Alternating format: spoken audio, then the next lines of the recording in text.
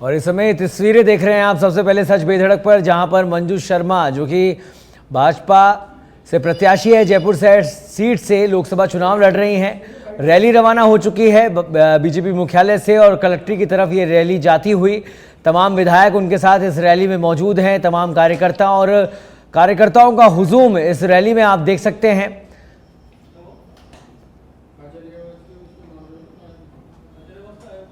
तो यहाँ से ये रैली निकलकर सीधे कलेक्ट्रेट पहुंचेंगी, जहां पर आज आखिरी दिन है नामांकन दाखिल करने का। मंजू शर्मा अपना नामांकन दाखिल करेंगी।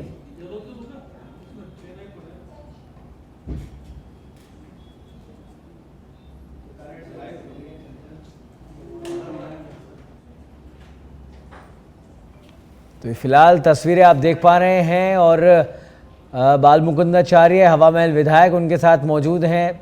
गोपाल शर्मा इस रैली में मौजूद हैं, विधायक है सिविल लाइन से, विधानसभा क्षेत्र से, भाजपा मुख्यालय से। यहां से रवाना होकर ये रैली कलेक्ट्रेट पहुंचने वाली है। और चूंकि जैसा कि नारी शक्ति वंदन के बाद भारतीय जनता पार्टी चाहे लोकसभा चुनाव हो चाहे विधानसभा चुनाव में हर बार करती हुई दिखाई देती है और उसी चीज़ को साकार रूप देने की कोशिश यहाँ पर की है। मंजू शर्मा को टिकट दिया गया है। आपको बता दें, वरिष्ठ नेता और पूर्व मंत्री रहे भंवरलाल शर्मा, पंडित भंवरलाल शर्मा की बेटी है मंजू शर्मा। तो एक राजनीतिक पृष्ठभूमि से के वाले परिवार से वो आती हैं और महिला है। और इन सभी समीकरणों को देखते हुए, ब्राह्मण महिला है, इन सभी समीकरणों को देखते हुए इन्हें साधते हुए टिकट दिया गया भारतीय जनता पार्टी की तरफ से। एक सोची समझी रणनीति के तहत ये टिकट दिया गया और मजबूत दावेदार मंजू शर्मा को जयपुर शहर सीट से अपना उम्मीदवार बनाया गया। तो फिलहाल आज मंजू शर्मा अपना नामांकन दाखिल करने वाली हैं। कुछ ही देर में ये रैली यहाँ से कलेक्ट्रेट पहुंच जाएगी। भारतीय जनता पार्टी के मुख्यालय से ये रैली निकल चुकी है।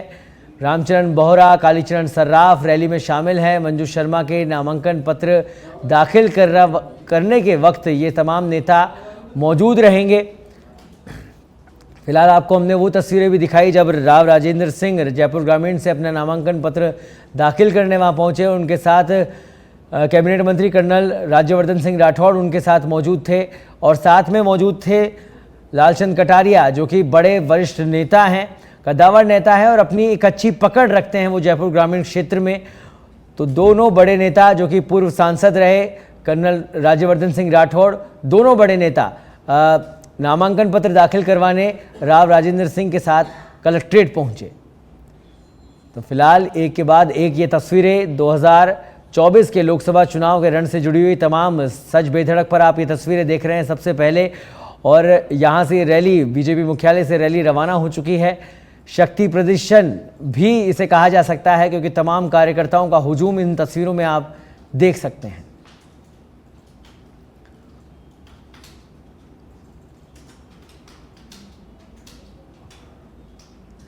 तो विधायक गोपाल शर्मा, बाल मुकुंदाचार्य, कालीचरण सर्राफ, तमाम विधायक इस रैली में मौजूद हैं और मत और समर्थन भी मांगा जा रहा है। साथ ही शक्ति प्रदर्शन भी इस रैली के माध्यम से किया जा रहा है। और जैसा कि आप सभी नेताओं को संबोधन सुना, सभी का एक ही कहना था कि एक ही बात सबसे पुरजोर तरीके से कार्यकर्ताओं के बीच में कही गई कि सबसे ज़्यादा मतों से जीतने वाली पूरे देश के अंदर जयपुर शहर सीट होनी चाहिए।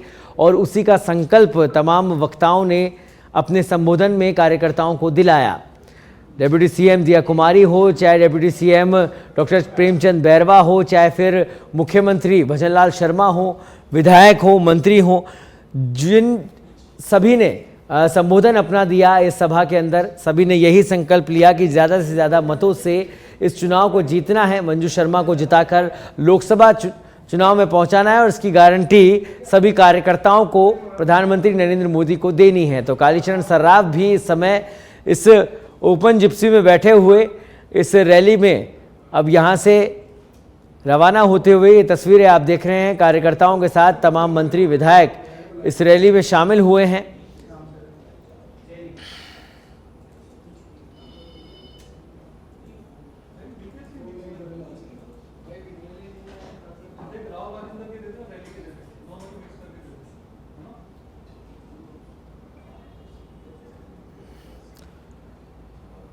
तो नामांकन के साथ शक्ति प्रदर्शन इस समय भारतीय जनता पार्टी का इन तस्वीरों में आप देख सकते हैं। और इस खबर पर अधिक जानकारी के लिए हमारे साथ जुड़ गए हैं हमारे विशेष संवाददाता लाल सिंह फौजदार। लाल सिंह, एक बड़ी सभा और उस सभा के बाद अब रैली के रूप में मंजू शर्मा का नामांकन दाखिल कराने के लिए तमाम नेता अब पहुंच रहे हैं कलेक्ट्रेट। किस तरह की तस्वीरें इस समय आप वहां देख पा रहे हैं? सौरभ, चूंकि मंजू शर्मा को लेकर तमाम पार्टी के कार्यकर्ता नेता एकजुट है, खुशी की लहर है। एक ऐसे परिवार की बेटी को मौका दिया है जिस परिवार ने इस पार्टी को खींचने के लिए, पार्टी को आगे बढ़ाने के लिए प्राणपण से, समर्पण से काम किया हो। मोहनलाल शर्मा का नाम उन पार्टी के कद्दावर नेताओं में शुमार है जिन्होंने पार्टी के विकास में, पार्टी को आगे बढ़ाने में अपना पूरा जीवन खपा दिया। ऐसे में जब उनकी बेटी को मौका मिला है तो आम कार्यकर्ता, डेडिकेट कार्यकर्ताओं में खुशी की लहर है। आप देखिए कितनी सुंदर तस्वीर उस समय देखने को मिली सौरभ, जब मंच पर मंजू शर्मा ने कहा कि ये जो मौका मुझे मिला है इसमें रामचरण बोहरा का बहुत बड़ा योगदान है, जो 2 बार लगातार सांसद रहे हों, सबसे बड़े अंतर से जिन्होंने जीत दर्ज की हो, वो सहज साहब से मेरा नाम आते ही सहमति दे देते हैं। तो ये बात बताता है कि किस तरह आज का जो माहौल है और जो पार्टी के कार्यकर्ताओं की एकजुटता है, और मंजू शर्मा का एक कहना और रामचंद्र बोहरा का बार बार नाम लेना, ये पार्टी की एकजुटता को दर्शाता है। इसके साथ ही तमाम पार्टी के विधायक, पार्टी के पदाधिकारी यहाँ मौजूद रहे। और फिलहाल अब सीएम भजनलाल शर्मा के उद्बोधन के बाद सीएम निकल गए अलवर के लिए। वहाँ भूपेंद्र यादव की नामांकन रैली में और जनसभा को संबोधित करेंगे। और यहाँ मंजू शर्मा अपना नामांकन दाखिल करने के लिए रैली के रूप में भाजपा मुख्यालय से निकल गए कलेक्ट्रेट के लिए। इस समय तमाम पार्टी के नेता, पार्टी के पदाधिकारी, विधायक उनके साथ मौजूद हैं। जी सर। लाल सिंह, मैं उन तस्वीरों के बारे में या उन कहा जाए कि उन बयानों के बारे में भी जानना चाहूंगा जो मन से दिए गए, संकल्प दिलाया गया कि सबसे ज्यादा वोटों से जीतने वाली ये सीट बनानी है, पूरे देश के अंदर सबसे ज्यादा मतों से जीतने वाली ये सीट होनी चाहिए। तमाम नेताओं ने ये बात कही, तो इतना आश्वस्त नजर आ रहे थे तमाम नेता। भजनलाल शर्मा ने बात कही कि जीत के लिए हम आश्वस्त हैं, लेकिन कार्यकर्ता मेहनत करता, हमारा दिन रात मेहनत करता है, और जो जिम्मेदारी कार्यकर्ता को दी जाती है, चाहे बूथ की दी जाए, चाहे शक्ति केंद्र की दी जाए, मंडल की दी जाए, प्रदेश की दी जाए, वो अपनी पूरी मेहनत और समर्पण से काम करता है। और यही वजह है कि उनका यह आह्वान है कि हर जो बूथ है वहां पर कमल करना चाहिए, यानी कि हर बूथ पर आपको मत अधिक प्राप्त करने हैं। जैसे आपको ध्यान हो तो कुछ समय पहले 370 का नारा दिया था कि हर बूथ पर 370 कम से कम और उससे अधिक वोट प्राप्त करने हैं। इसके साथ ही एक बार फिर हैट्रिक तो लगानी है, लेकिन हर सीट को 5 लाख के अधिक मार्जिन के अंदर से जीतना है, अंतर से जीतना, ये नारा भजनलाल शर्मा ने दिया। और साथ ही जयपुर को लेकर यहाँ बात कर रहे हैं सौरभ, तो उन्होंने कहा है कि जयपुर को जैसे पहले 5 लाख से अधिक अंतर से रामचंद्र बोहरा ने जीता था, तो उनका कहना है कि इस बार उस अंतर को तोड़ना है।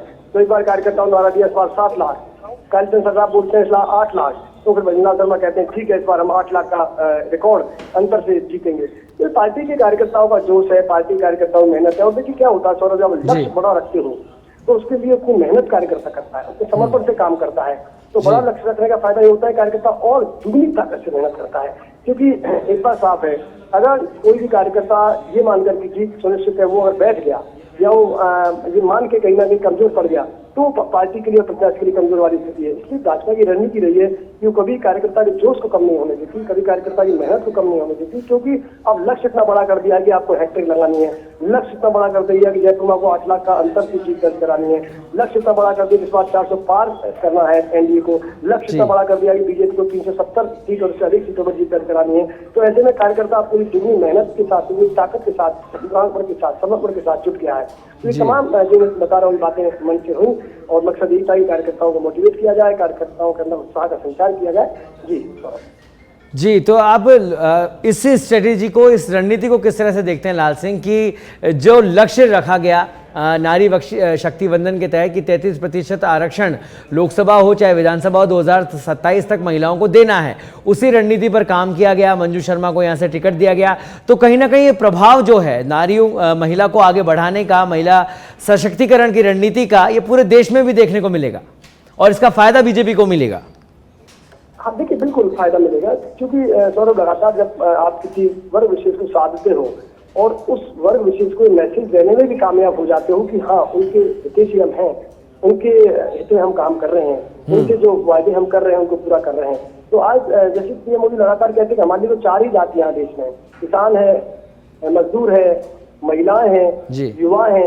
तो इन जातियों को साधना है। अब महिलाओं की जहाँ तक बात करें, जैसे कि लगातार मैं थोड़ा भी बात कहता हूँ कि 2014 के बाद वोट ऑफ पैटर्न पर आप नजर डालेंगे तो आप पाएंगे कि महिलाओं का मतदान की संख्या भी बढ़ रही है, यानी कि मतदान प्रतिशत भी महिलाओं का बढ़ रहा है। तो वो मतदान प्रतिशत बढ़ता हुआ मतदान प्रतिशत भाजपा के लिए अधिक बढ़ रहा है। तो ऐसे में पार्टी उस महिला वर्ग को कैसे अलग कर सकती है? इसीलिए चाहे वो नारी शक्ति वंदन अधिनियम की बात कर ले, चाहे वो महिलाओं के सम्मान की बात कर ले, या उज्ज्वला गैस की बात कर ले, या 450 रुपए के सरेंडर करने की बात कर ले, तमाम जो योजना जो महिलाओं को ध्यान में रखकर लाई गई है उनका मकसद यही है। और एक नया अच्छा प्रयोग देखने को इस बार मिला कि महिलाओं को उचित प्रतिनिधित्व दिया गया है। आप देखिए 24 सीट डिक्लेयर हो गई, उनमें से 5 में महिला प्रत्याशी को मैदान में भारतीय जनता पार्टी उतार चुकी है। तो एक मैसेज है कि महिलाओं को केवल कहते नहीं है कि महिलाओं को आगे बढ़ाना है, महिलाओं को आगे बढ़ाने के लिए, महिलाओं के उत्थान के लिए पार्टी काम भी करती है, चाहे वो योजनाओं की बात हो, चाहे वो चुनाव लड़ाने की बात हो। जी, तो इसका फायदा मिलेगा। जयपुर में आप देखिए, जयपुर की बात करें तो ये संभवतः तीसरा मौका है जब किसी महिला को किसी पार्टी ने मैदान में उतारा है। यानी कि तीसरा मौका इस लिहाज से कि सबसे पहले गायत्री देवी यहाँ बनती है, लगातार 3 बार वो सांसद रही स्वतंत्र पार्टी से। इसके बाद एक मौका आता है जब कांग्रेस ज्योति खंडेलवाल को चुनाव लड़ाती है, हालांकि वो चुनाव हार जाते हैं। अब ये तीसरा मौका है, अगर मैं सभी दोनों राजनीतिक दलों की बात करूँ तो महिला प्रत्याशी को मैदान में उतारा तो मंजू शर्मा को मैदान में उतारा है।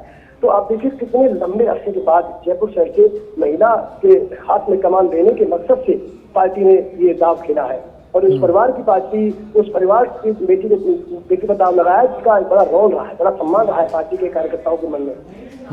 अब चूंकि जीत क्या होती है, अगर ये जीत दर्ज होती है तो इतिहास में दूसरी मंजू शर्मा ऐसी महिला होगी जो जयपुर से सांसद बनेगी, क्योंकि अब तक केवल गायत्री देवी महिला सांसद के रूप से जयपुर से प्रतिनिधित्व किया है। तो इसमें तमाम समीकरण इनका फर्क पड़ता है। ये चीजें पहुंचती हैं, इनका जब आह्वान होता है कार्यकर्ताओं को, आम जनता को, तो मन में गुस्सा आता है, क्यों ना हम एक महिला को फिर जयपुर का प्रतिनिधित्व करने का मौका दें। आम जनता के मन में भाव आता है। तो लगातार अधिक सीटें देना, लगातार महिलाओं के सम्मान में काम करना, लगातार महिलाओं के लिए घोषणाएं करना और ये जुड़ाव अनुभव करना, ये विश्वास दिलाने में सफल हो जाना कि हाँ महिलाओं की जो योजनाएं ला रहे हैं कारगर हो रही है। मोदी लगातार ये कहते हैं कि मोदी की गारंटी का मतलब हर गारंटी का पूरा होने की गारंटी। तो ये तमाम चीजें इफेक्ट करती हैं। और यही तो वजह है, देखो अब यही तो वजह है सौरभ कि 2014 का रिकॉर्ड टूटा 2019 में, 2019 का 2024 में लक्ष्य रखते 2019 के रिकॉर्ड को तोड़ने का। तो कहीं ना कहीं आपको विश्वास है, कहीं ना कहीं आपको लगता है कि जनता आप पर भरोसा कर रही है, तभी तो आप इतने बड़े लक्ष्य के लेकर कार्यकर्ताओं को भी दावे कर रहे हो सौरभ। बिल्कुल बिल्कुल लाल सिंह, और बड़े लक्ष्य के साथ बीजेपी बढ़ती हुई भी दिखाई दे रही है। लाल सिंह, इस समय रैली की बात की जाए तो कौन कौन शामिल है मंजू शर्मा के साथ इस रैली में? कौन कौन से मंत्री, विधायक, कौन कौन इसमें पहुंचा है?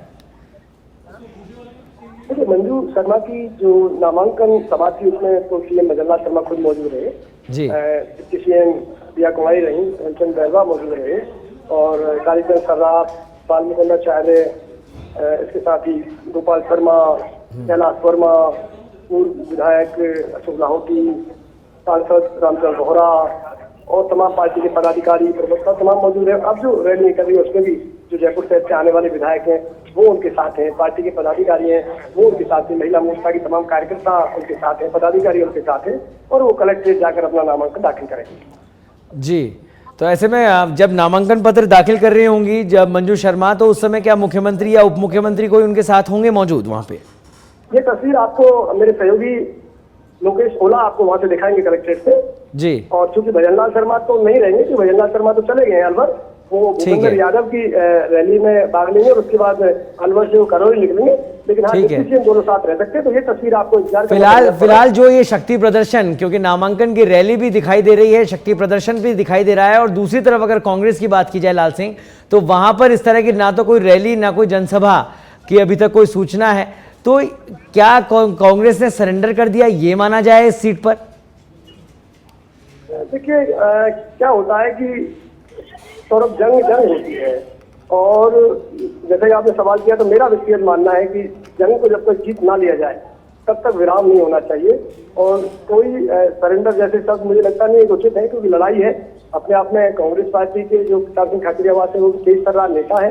हाँ, ये सही है कि कहीं ना कहीं अगर आत्मविश्वास और कॉन्फिडेंस की बात करें तो वो उनमें कम नजर आ रहा है, अगर तुलना करें भारतीय जनता पार्टी कार्यकर्ता से, भारतीय जनता पार्टी के नेता से। क्योंकि अगर ज्यादा जोश होता, जुनून होता, आत्मविश्वास होता तो बड़ी रैली के साथ। ठीक है, चलिए बहुत बहुत धन्यवाद लाल सिंह इस तमाम जानकारी के लिए। तो ये रैली इस समय भारतीय जनता पार्टी के मुख्यालय से निकल चुकी है। गोपाल शर्मा, कैलाश वर्मा, तमाम विधायक इन तस्वीरों में आप देख सकते हैं। और बाल मुकुंदाचार्य हवा महल से विधायक वो भी इस रैली में शामिल है। तो बहुत सारे विधायक जयपुर शहर के इस रैली में शामिल हैं। मंजू शर्मा के साथ इस समय पूर्व सांसद रामचरण बोहरा भी उस रैली में शामिल हैं और नामांकन पत्र दाखिल करेंगी मंजू शर्मा आज जयपुर शहर लोकसभा सीट से। तो बड़ी रणनीति के साथ भारतीय जनता पार्टी ने मंजू शर्मा को चुनावी मैदान में उतारा है। जैसा कि हमारे संवाददाता बता रहे थे कि लगातार नारी शक्ति वंदन की बात भारतीय जनता पार्टी कर रही है और उसी के तहत 2027 में लक्ष्य रखा गया कि 33% महिलाओं को आरक्षण दिया जाएगा। तो इसी रणनीति के साथ आगे बढ़ती हुई भारतीय जनता पार्टी टिकट दिए गए महिलाओं को और वही छवि भारतीय जनता पार्टी पूरे देश में बनाना चाहती है, जिसका खासा फायदा इस लोकसभा चुनाव 2024 के लोकसभा के रण में देखने को मिलेगा।